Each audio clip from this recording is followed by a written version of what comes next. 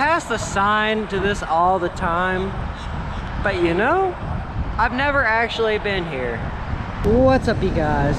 Chet Guthrie, the Dream Poet here, coming to you all with another vlog here in the state of Florida. And today, you guys, we are at a roadside location. We are at this Florida Citrus Center and Souvenir Shop. Yes, a lot of these signs are off I-95, especially going into St. Augustine. And as I was saying, I've never actually been in one before. So today, you guys, to start off this vlog, we're gonna go check this place out. Let's do it. Time to anchor down for another vlog.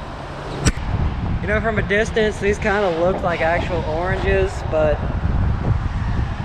I don't know, it looks like those are, well, styrofoam. Or no way,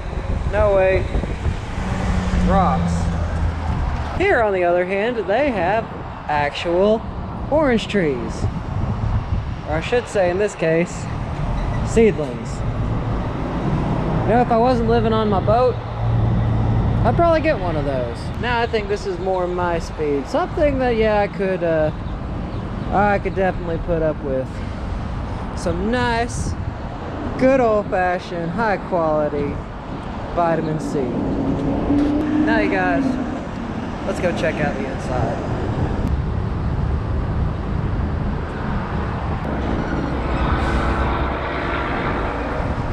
Now, for the Florida Citrus and Souvenir World, on their billboards coming in and out of I-95, they say they have live alligators, especially 13-foot alligator.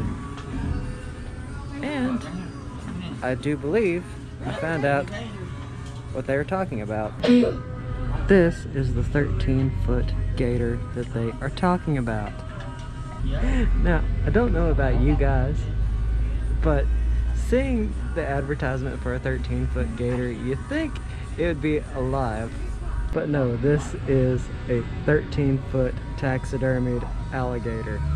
Which, don't get me wrong, it's still really, really cool. Still worth pulling off the side of the road to check out. Actually, we're really going to today. They do have one of these themselves.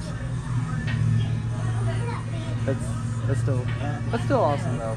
According to this plaque, it was captured in Orange County near Orlando. And here it looks like you can have yourself your own alligator head. Various different sizes. Looks like they're mostly around this size right here. But they do have a very large one. Let's see the price tag on it. $300. Not too bad. And this, or I should say these, are the baby alligators, as they mentioned on the exact same billboard. Honestly, they're a little bit smaller than what is advertised. Or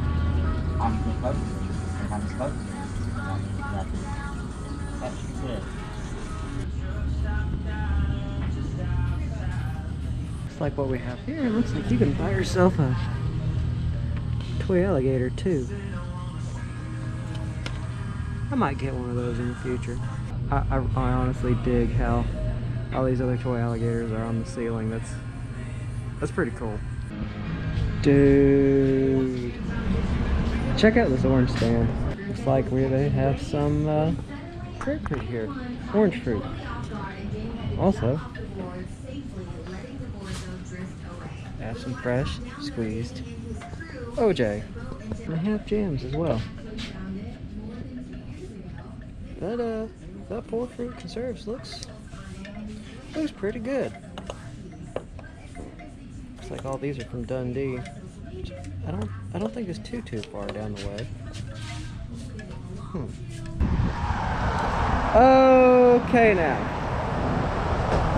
Okay now.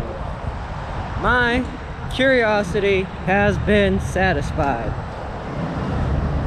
As I said at the beginning,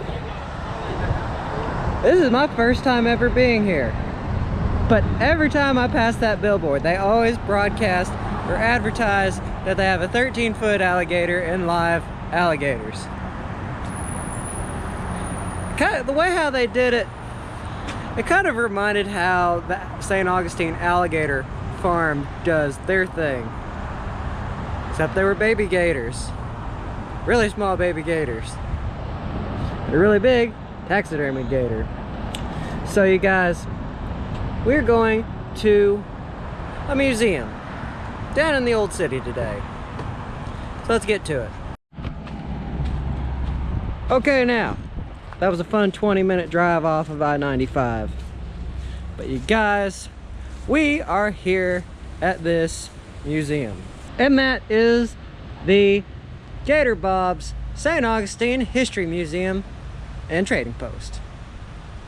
Gee, I wonder why this sounds so familiar. Now before we go check out Gator Bob's, I want to show you all something that is in front of the museum. And that is the Manly Portable Convict Car. Yes, in 1877, the governor of Florida instituted a convict leasing program to make money for the state. And this convict car, which originated in Dalton, Georgia, it was all pulled by mule. And this work convict system provided both secure, though miserable, housing and transport for these convicts. Yes, it was 4-inch steel mounted on an 1,800-pound car. I'd kind of hate to be the mule that would have to pull that. I mean, just think about what these men had to endure, especially on the chain gangs. Now, I think real quick, we are going to go inside this portable convict car. There we go. Yeah, sometimes I tend to stutter my words. Probably not the best since I make a lot of videos. But yeah, while these convicts were being stored in this portable Manly convict car, they would stay here both day and night, working on the roads in Florida, creating a world that would become modern. This man looks pretty sad. And this guy, he's like, screw you guys, I'm going home. And I imagine so they also had to cook their meals as well, because there is a furnace right here. Well, now that I've shown you all that, we are going to head into Gator Bob's History Museum. Kind of looking forward to it. I've passed it several times over the course of about the last couple of years, but I've never gone inside. Should be interesting. I know I've done the old city jail, that's right next to it, that's another really cool video for another day. So let's get in there.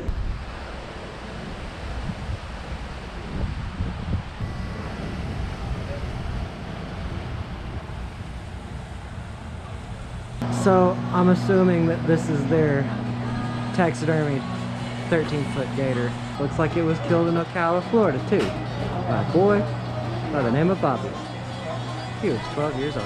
I really dig how there's a Model T4 just sitting out here. And this guy looks pretty well passed out too. But you guys, I've got my ticket. Let's head on into the Gator Bob's Museum.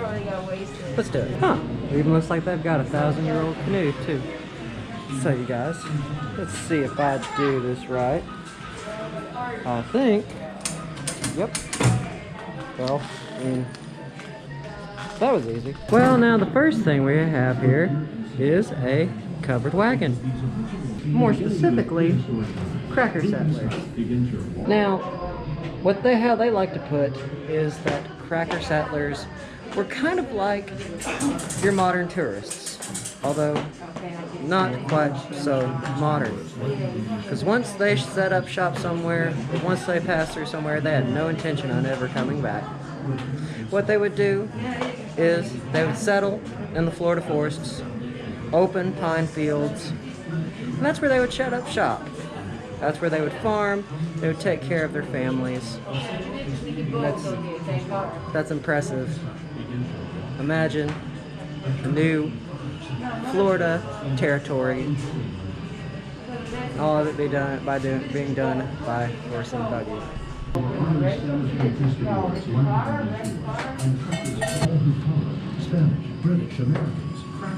Okay, now there is a reason for this Model T being here.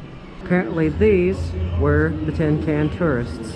If I'm reading this correctly, these were the very first Florida tourists. During the harsh winters up north in the 20s, people would come down to the Sunshine State to escape. They would take all their belongings. It'd be something similar to this Model T right here.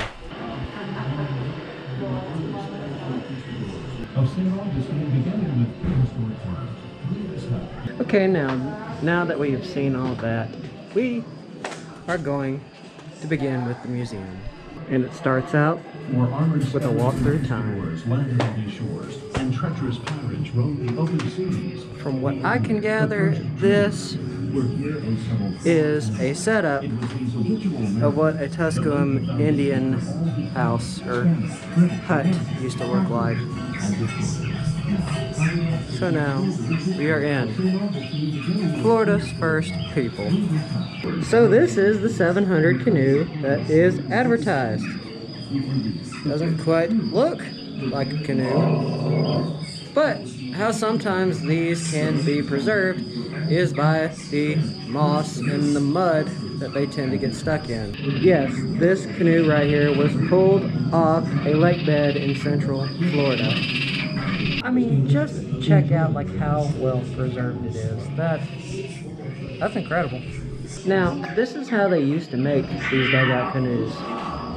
No, they didn't dig them out by hand or with tools. See, 1,000 years ago, they used to make these canoes by burning them out. They'd cut the trees down, they'd shave off the bottoms, and then they would begin to burn the interiors, the tops, until they had themselves a canoe.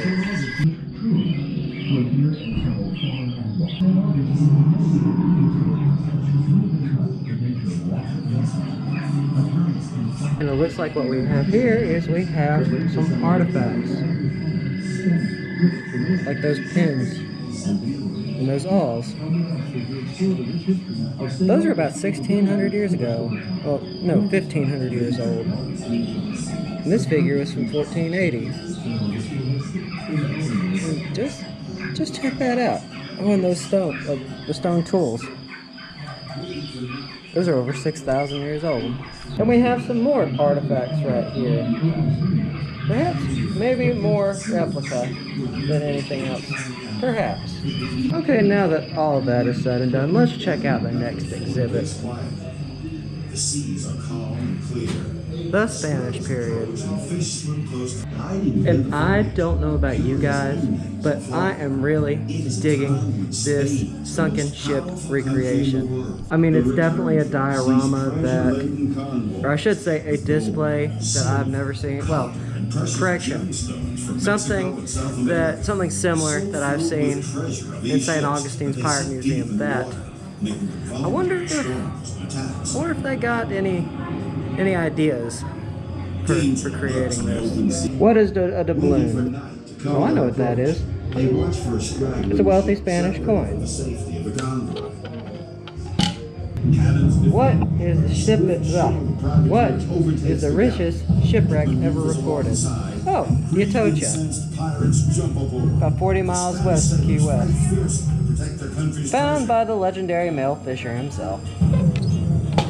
And who was the most ferocious pirate? Well, that would have to be Edward Teach, also known as the infamous Blackbeard. Well, this is a treat in itself. It looks like I have the opportunity to lift a 66-pound bar of silver. Again, that came off the Atocha. And well, quite frankly, that's quite heavy. Okay, what if I do it with these?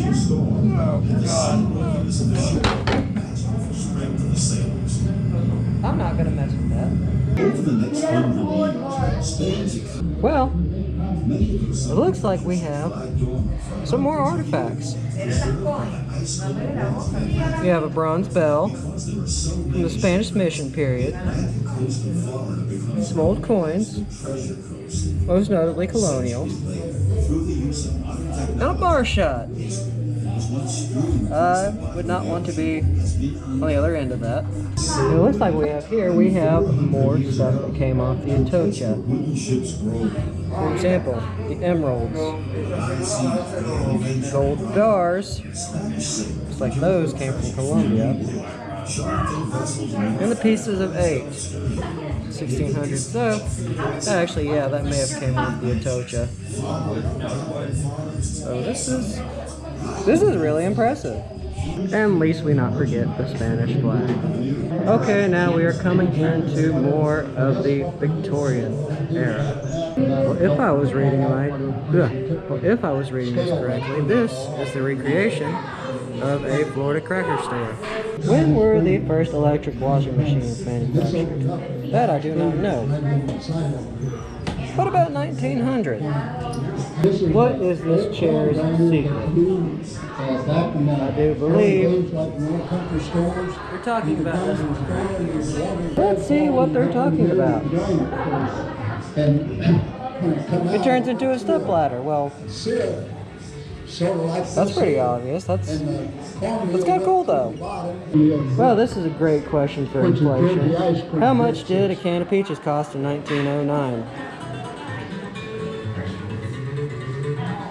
All that is very, very cheap compared to, you couldn't get anything at that price for today, so I'm just gonna leave this one alone. And where can you learn how to speak cracker? In the restrooms, of course, at Gator Bob's. So that's a great way of a learning experience. Looks like they use this chair for a bathroom. I mean, I'm intrigued, but grossed out at the same time. We've come a long way. Looks like they've got themselves a moonshine still. Of course, that's common for everything in the South, but I think I'm more drawn to this taxidermied alligator snapping turtle. Or correction, American snapping turtle. If I'm reading this correctly, this is more Florida cracker memorabilia. Kind of reminds me of Appalachia lifestyle, but again, perhaps that's where the Florida cracker originates from. And then we have the Pirates of St. Augustine. Looks like these are all sabers that are from the time period. The bottom one is from the 1800s. One up top is from the Revolutionary War from 1776. And this blunderbuss with a bayonet attached is from 1750. But this short sword is from a manufacturer in 1834. Hey guys, I got a good joke for you. How come the pirate never went to the movies? Because he didn't like movies that were rated R. Get it? R. I'm bad. Looks like we have ourselves some more artifacts. Looks like we got ourselves a cast iron too from 1895. That's pretty neat. And this we have here is a diorama of a Spanish fort. Maybe not a Spanish fort, but rather this is a recreation of Governor Pedro Menendez's governor's house from 1579. It'd be cool if they had like a life-size version of this, but I don't think that's gonna happen. And it looks like we have some relics from Spain, like the Cabasset helmet from 1680, or the Huguenot helmet from 1580. And just check out all this Spanish. Oh wow. Look at that painting. That is beautiful. At a time when the world was more simpler, when the Tusculum Indians met Menendez, which was the beginning of relations between the Native Americans in Florida and Europeans. Colonial St. Augustine. I wish I'd probably seen that to begin with. Maybe I should have started out with this guy right here. And for a second there, I wondered why there was a horse standing there. But I think it has to go with this mural on the wall as well. I wonder what it would have been like to be there, like St. Augustine, Victorian era, circa 1800s. Must have been pretty cool. Probably far less tourists too.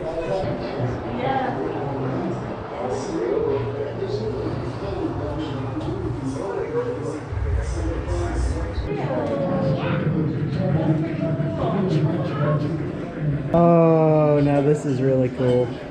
We have ourselves a really large model train set, which kind of makes sense because Henry Flagler was a railroad tycoon. Pushed to make a ride from Jacksonville to Key West.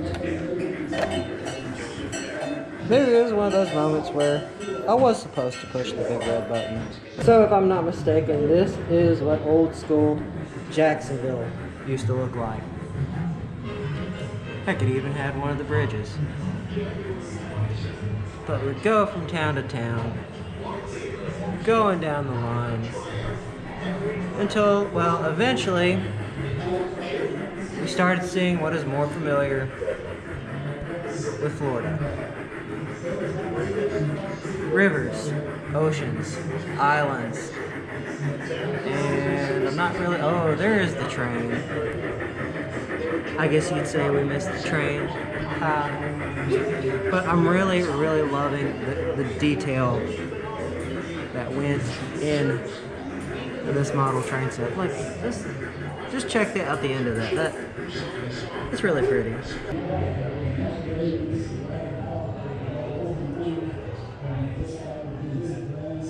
So I'm assuming this top recreation is, well, the Hotel Ponce de Leon. Yep. Crane. Oh, that's pretty neat.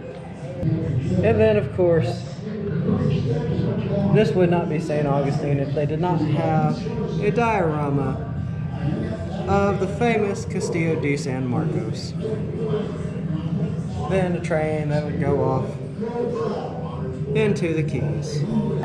Check out that old bike. I think that was I'm not sure if that was Flagler's, but this is a recreation of the house of Henry Flagler. Looks like we got a telegraph from the Florida East Coast Train Depot in Ormond Beach. Must have been very whimsical back then. Except if you had to sit in this chair in 1891. Now, at the old jail, electrocutions never happened, but other parts of Florida there were. It was introduced in 1923, I believe. What they would do is they would send 2,000 volts of electricity into the prisoner to stop his heart. I don't want to think about that. And last but not least, we have a very beautiful diorama of the old city jail.